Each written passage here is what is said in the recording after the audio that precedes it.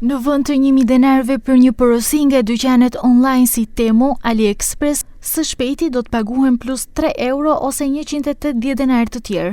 Do të paguhet 18% TVSH për porosit nga jashtë që janë në 22 euro, të cilat deri më tani ishin të përjashtuara.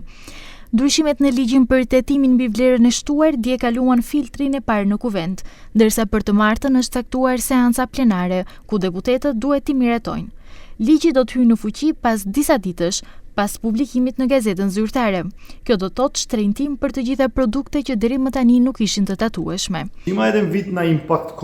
Do të ketë një lloj ndikimi te konsumatorët, sepse te ata do të rritet çmimi i produkteve që janë kryesisht të lira, jo vetëm TVSH-ja, por edhe taksat administrative, domethënë transporti që arrin te konsumatorët. Dhe pres që qytetarët tanë të kërkojnë ndoshta vende të tjera si zgjidhje për këto produkte ose diçka që ta mbështesë ekonominë e zezë. Vetëm në qershor, qytetarët e Maqedonisë së Veriut porositën 250 ton mallra përmes Temus.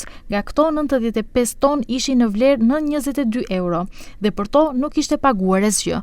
Për mallrat e mbetura, shteti arkëtoi mbi 680.000 euro tatime. Importi nga Kina deri në gusht të këtij viti u rrit për 15.7% ose në vend hyri mall kinez në vlerë prej 800 milion euro. Sipas praktikës aktuale, për paketat deri më 22 euro nuk paguhen taksa, nga 22 deri në 45 euro paguhet vetëm TVSH, ndërsa mbi 45 euro llogaritet edhe dokana edhe TVSH.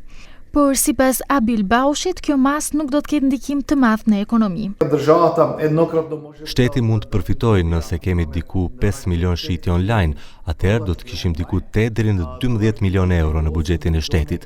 Pra, gjithsej masa është e pritshme në kohë, por nuk do të ketë ndikim të madh në vetë ekonominë. Ndërkaq edhe Europa po vendos frenim doganor për shopingun e lirë kines. Bashkimi Evropian filloi procedurën për ndryshimin e rregullave doganore, e cila do të heqë plotësisht përjashtimin aktual nga taksat, për paketat deri në 150 euro. Ministrat e financave ranë dakord për heqjen e përjashtimit doganor që në 3 mujorin e parë të vitit 2026, 2 vjet më herët se sa ishte parashikuar fillimisht.